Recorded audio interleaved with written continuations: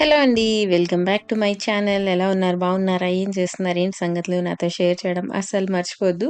So, ఇది మీ అందరికీ తెలుసు కదా! అగారో వాల్యూమైజర్ అన్నమాట. ఒకవేళ మీకు కొంచెం హెయిర్ వాల్యూమ్ తక్కువుంది అనుకుంటే యూ కెన్ ట్రై థిస్ అండి. పల్చగా ఉందనుకోండి ఇది మంచి వాల్యూమస్‌ని ఇస్తది హెయిర్‌కి. ఇలాంటివి ఏదో అప్పటికప్పుడు మనం కొంచెం బెటర్‌గా కనిపించడానికి హెల్ప్ అవుతాయి అంతే కానీ, మన హెల్తీ ఫుడ్ ఇవన్నీ తీసుకోవడం కంపల్సరీ.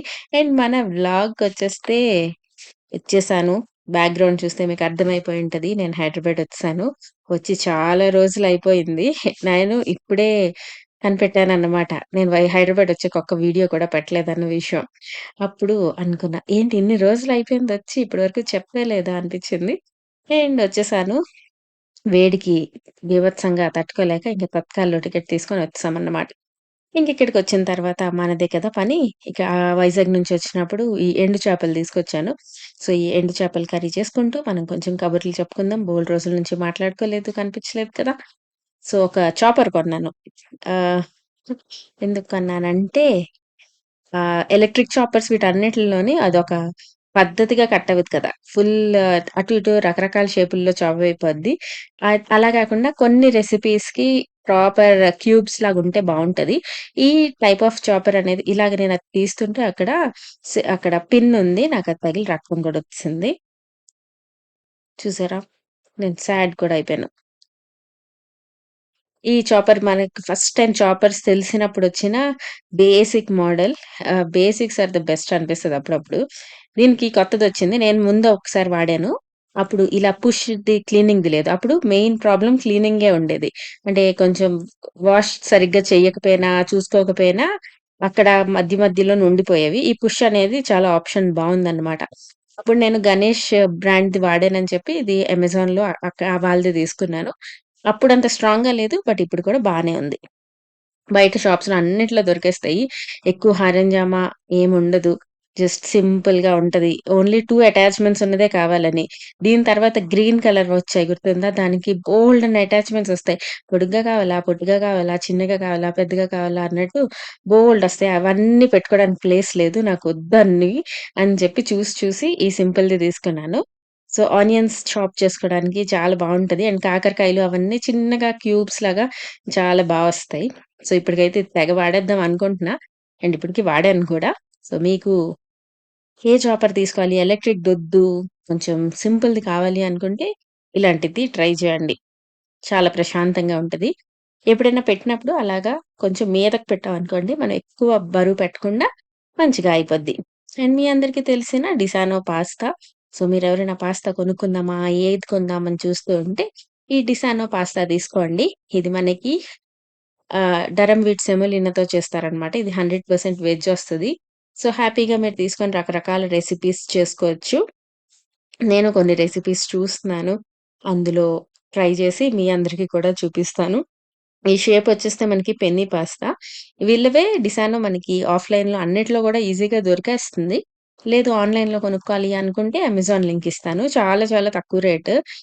మనకి 1 కేజీ కొంటే చాలా రోజులొచ్చేస్తది. అది అరౌండ్ మనకి రూ. 80 రూ. 90 పడతది అంతే. సో, దాని లింక్ కూడా ఇస్తా డిస్క్రిప్షన్ బాక్స్‌లోని తప్పకుండా చెక్ చేయండి. అండ్ మన చాపింగ్ విషయానికొచ్చేస్తే నేను ఉల్లిపాయలు, టొమాటోస్ మంచిగా చాప్ చేస్తాను గదా! వీటిలతో ఎండు చేప చేసుకుందాం. చాలా సింపుల్ బేసిక్‌దే ఎప్పుడు చేస్తూ ఉంటాను గదా! సో, అదే ఏం చేస్తారు జస్ట్ ఒక గిన్నెలోని ఆనియన్, టమాటో అన్నీ ఏసేసుకోవాలి. అందులో ఉప్పు, కారం, పసుపు, కొంచెం గరం మసాలా వేసేసుకొని ఈ డ్రై ఫిష్ ఉంది కదా! అది ఒక half an hour to 40 minutes లాగా వేడి నీటిలో నానబెట్టాను. దాని తర్వాత చాప్ చేసి ఉంచాననమాట.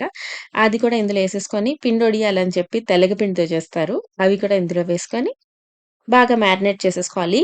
ఒక 15, 20 మినిట్స్ అట్‌లీస్ట్ ఒక టైమ్ ఉంటే 1 అవర్ వరకు ఉంచుకోవచ్చు. ఉంచిన తర్వాత దాన్నంతటిని తీసుకెళ్ళి ఒక పెనం మీద కానీ, ఒక కడాయిలో కానీ వేసేస్తే దాన్ని మట్టుకొని అదే కుక్ అవుతది.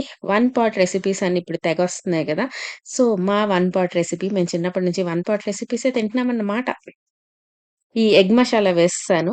గరం మసాలా కూడా ఏసుకోవచ్చు మన ఇష్టమే. సో, ఇలా బాగా మిక్స్ చేసుకోవచ్చు. ఇంకా చింతపండు పులుపు కూడా ఏస్తారు చాలామంది.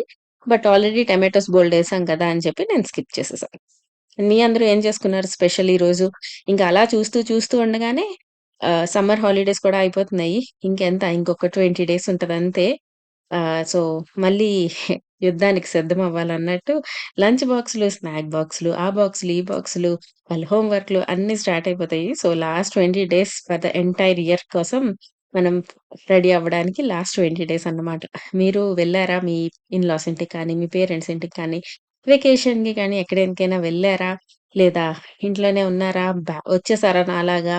ఏం జరుగుతుంది అనేది కూడా షేర్ చేయండి. నేనైతే అసలు ఏంటేంటో 1 వీక్ జాయిన్ చేసేద్దాం అనుకున్నాను. సో, ఫస్ట్ హాఫ్‌లో సగం రోజులు దానికి ఒంట్లో బాలేదు. తర్వాత వైజాగ్ ఎళ్ళాం అక్కడ అవ్వలేదు. ఇంకా ఇంకొక 20 డేసే ఉందా అని నేను టైం ఎక్కడికెళ్ళిపోయిందిరా బాబు! అని నేను చాలా అనుకున్నా. సో, చూడాలి.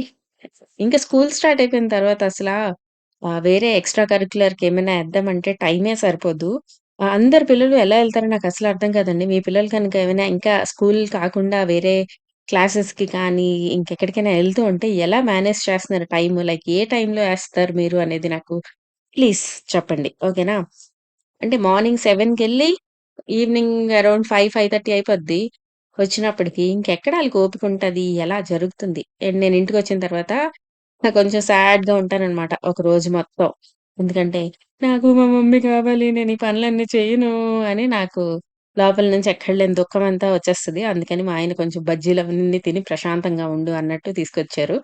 సో, అవి తినేసి నాకు నేను చెప్పుకుంటున్నాను. తప్పదు. ఉంచుకోరు నిన్నింకెక్కువ రోజులు ఎవరింటికెళ్ళి ఎళ్ళిపోవాలి తప్పదు అని నాకు నేను చెప్పుకుంటూ, అలా కొంచెం స్టేషనరీకెళ్ళామన్నమాట. అప్పుడు అన్వి కూడా పాపం వాళ్ళ అమ్మమ్మని, తాతని అందరిని మిస్ అవుతుందని అక్కడేదో ఈ సర్ప్రైజ్ గిఫ్ట్ అని జెప్పి ఏదో కొన్నారు. డబ్బులు ఎలా ఖర్చు పెట్టాలి? ఎలాగా వేస్ట్ చేయాలి? అంటే ఈ బిజినెస్ చేసేవాళ్ళకి తప్ప ఎన్ని ఐడియాలొస్తాయంటే మన దగ్గర నుంచి డబ్బులు లాగేయడానికి. అందులో ఏముంటదో చెప్పరట. అది just 150 rupees like gift surprise gift bag అని ఉంది కదా! అది కొనుక్కోవాలి. అందులో రకరకాలున్నాయి. అన్ని రకాలు కార్డ్సే. అట్‌లీస్ట్ ఒక చిన్న బొమ్మో, లేకపోతే ఒక చిన్న బుక్కో ఏదో ఒకటి కూడా లేదు. అవేవేవో కార్డ్సున్నాయి. ఇదొక చిన్న గేమ్ స్నేక్ అండ్ ల్యాడర్ లాంటి గేమ్ అది.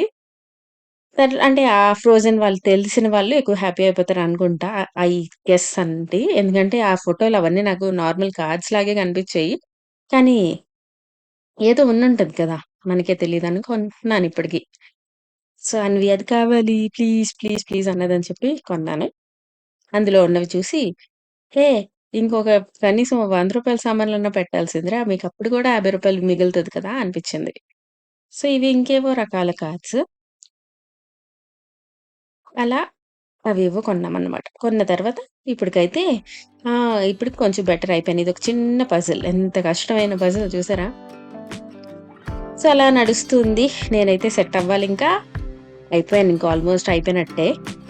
సో, మీరెక్కడున్నారు? ఏం చేస్తున్నారు? ఎలా మేనేజ్ చేస్తున్నారు? అన్నీ ప్లీజ్ కమెంట్. ఓకేనా? Bye bye. See you all in next video. And మళ్ళీ రేపు ఇంకొక చిన్న వ్లాగ్‌తో వచ్చేస్తా.